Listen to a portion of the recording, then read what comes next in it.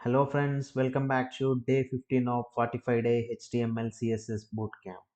So మన schedule ప్రకారం day 15 వచ్చేసరికి మనం ఇప్పటి వరకు చేసిన స్టైల్స్ ఏవైతే ఉన్నాయో వాటిని ప్రాక్టీస్ చేయడం.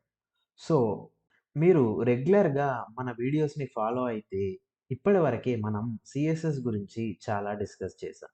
సో చాలా ఇన్ ద సెన్స్ మనం ఒక హెచ్టిఎంఎల్కి సిఎస్ఎస్ని ఎలా అటాచ్ చేయాలి అండ్ సిఎస్ఎస్‌లో ఒక డిఫరెంట్ ప్రాపర్టీస్ ఏంటి?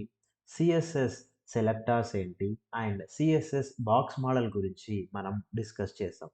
సో, ఇవన్నీ మనకి సిఎస్ఎస్‌లో లైక్ ఒక వెబ్‌సైట్‌ని స్టైల్ చేసేటప్పుడు చాలా ఇంపార్టెంట్ రోల్‌నైతే ప్లే చేస్తాయి.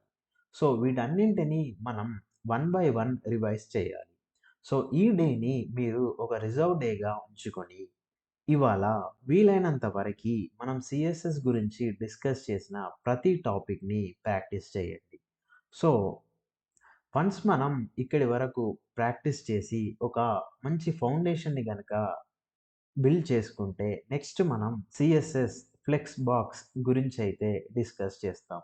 సో, ఈ సిఎస్ఎస్ ఫ్లెక్స్ బాక్స్ అంటే మన వెబ్‌సైట్‌ని డైనమిక్‌గా ఒక స్క్రీన్ సైజ్‌కి తగ్గట్టు మన ఈ డివ్ ఎలిమెంట్స్‌ని ఆటోమేటిక్‌గా అడ్జస్ట్ అయ్యేలాగా డిజైన్ చేయడం. ఇలాంటి చాలా కాన్సెప్ట్స్ మనం డిస్కస్ చేస్తాం.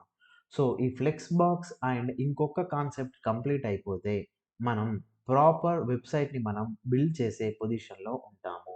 సో, అప్పుడు మనం చిన్న చిన్న వెబ్ పేజెస్‌ని బిల్డ్ చేద్దాం. సో, నేను మిమ్మల్ని రిక్వెస్ట్ చేసేదేంటంటే ఇవాళ వీలైనంత వరకి మనం ఇప్పటి వరకు డిస్కస్ చేసిన కాన్సెప్ట్స్ అన్నింటినీ ఒకసారి ప్రాక్టీస్ చేయండి. సో, నేను మిమ్మల్ని డే 16 వీడియోలో అయితే కలుస్తాను. Thank you for watching. Have a nice day.